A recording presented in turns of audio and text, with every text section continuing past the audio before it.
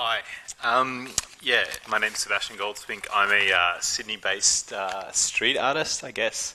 And tonight I thought I'd share with you a tale of creative revenge. So I'm just going to give you a little chronology of my life and how I came to be a street artist really, really quickly in the 10 minutes allotted. So I think like a lot of creative people I know started out skateboarding. So that was me skateboarding in the mid to late 80s. Then as a young man, I was like an actor in lots of like TV shows. So initially I was happy being a skateboarder, and then I was really happy being an actor. And then somewhere along the line, I decided that maybe I'd be really good as an advertising copywriter. And I spoke to my friends who were copywriters, and I said, you know, how do I become a copywriter? And they said to go to award school. And so I applied every year to award school, like 4 years in a row, and didn't get in. Then I got obsessed with the Financial Review outdoor advertising on the JC Deco bus shelters. I don't know if you guys remember that campaign, but it was a really kind of witty kind of wordplay campaign, and I love text and words. And so what I started doing was coming up with my own ads at night for no kind of apparent purpose, but I just got obsessed with the wordplay of it all and screwing with the idea. And I showed a few of my friends who were like advertising guys, and they said, you should find out, you know, like who does those ads and send them to them and go talk to them, and maybe they'll use one of your ads. And so the guy that was in control of these ads was a guy called Simon Reynolds. And Simon and I basically, it was like way easier than I thought. I just called up and they put me through to him, and I spoke to him and I said, look, I'm this kind of weird guy who spends his nights writing false copy for your ads, and could I send you a bunch of my shit? And he's like, yeah, man, go for it. So I emailed it through, and then almost instantly he emailed back and started giving me feedback and notes.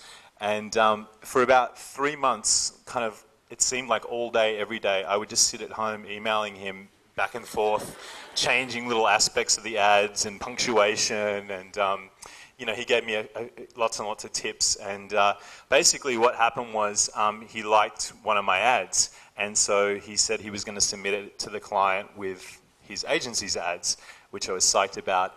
And kind of as the fairy tale goes, I was absolutely sure that my ad would get selected, and it didn't. So then I set about revenging not only the Financial Review, but Simon Reynolds. So I can't draw, and I'm not that kind of, you know, like I can't do Photoshop, and I can't spray paint and things like that, but I can use a computer. So I worked out that the font for these ads was Arial, and so I printed out some Arial lettering and then hand cut it out with contact, like the stuff that you cover your school books with at school. And then I set about basically fucking up their ads. So this is the first ad I did, which I was trying to do an anagram, and I used an anagram generator, and but I couldn't find anything I liked. And so I had to add the V, even though it's kind of cheating. So that was the first one I did. And then I just started, just screwing with more and more of the ads. So ads like this.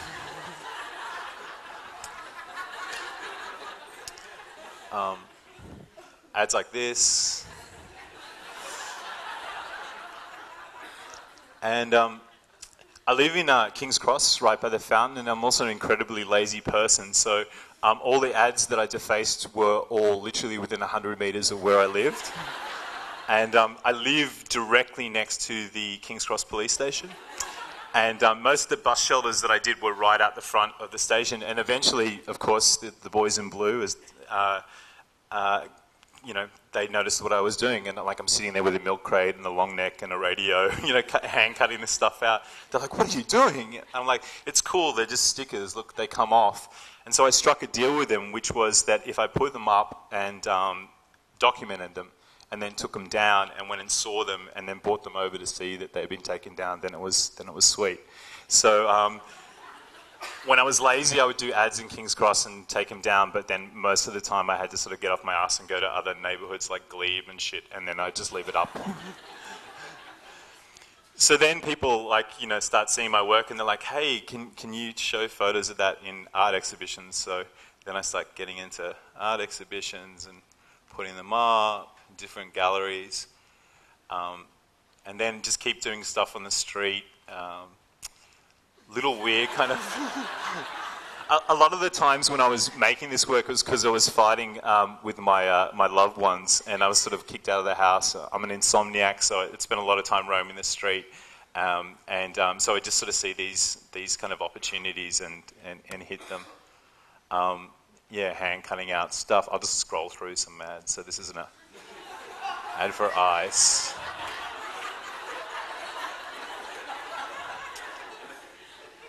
Just really simple ones where you just, you know, take out a couple of letters, screening with like iPad ads. That's like, for some reason I thought it was really funny to put in a picture of the Kennedy assassination on the iPad.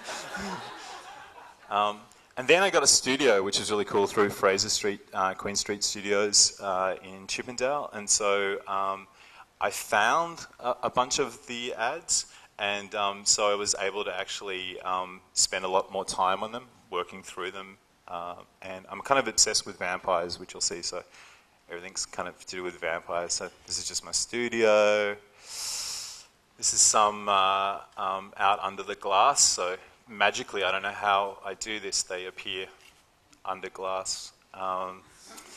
It's just Chanel ad, Jill Sander ad, Dr. Lewin's. And then there's lots of stupid shit like this where I just see little opportunities. Things like this. A lot of drug references in my work.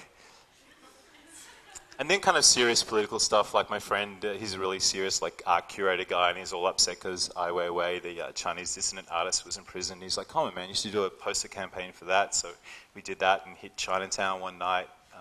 Crazy. I do weird shit, like I'm obsessed with cycling, so I did a whole series of former Tour de France winners and stuck them up along the Burke Street cycleway. There's the great Eddy Merckx, the Belgian rider. And then you kind of, you know, you look around the world and you think you're all kind of original and shit hot and stuff, and then you realize, you know, guys in France have been doing shit with bus shelter ads for years, and in the States this is a group called Cause who make all the cool little action figures. So it's kind of been interesting to explore it, because then you sort of see that you're part of, in some ways, part of a larger kind of movement of talking to advertising and messing with advertising. This is just like to give you an illustration. This is what I wear usually to go out. But the good thing is, and this is the kind of wrap up of my whole story, that, you know, even though Simon and I had our differences, I Facebook friend request him, and he accepted. So I'm one of 3,110 friends that Simon has. But you're friends, you know. Also, too, I'm doing another panel on Monday. This is just a shameless plug at Fraser Studios, Queen Street Studios in Chippendale, and it's all about when I grow up, I want to be an artist. I just still don't know if I want to be an artist. Like, part of me maybe still wants to be back being a skateboarder in 16, but yeah, that's what that talks about. And I got a blog. Thank you.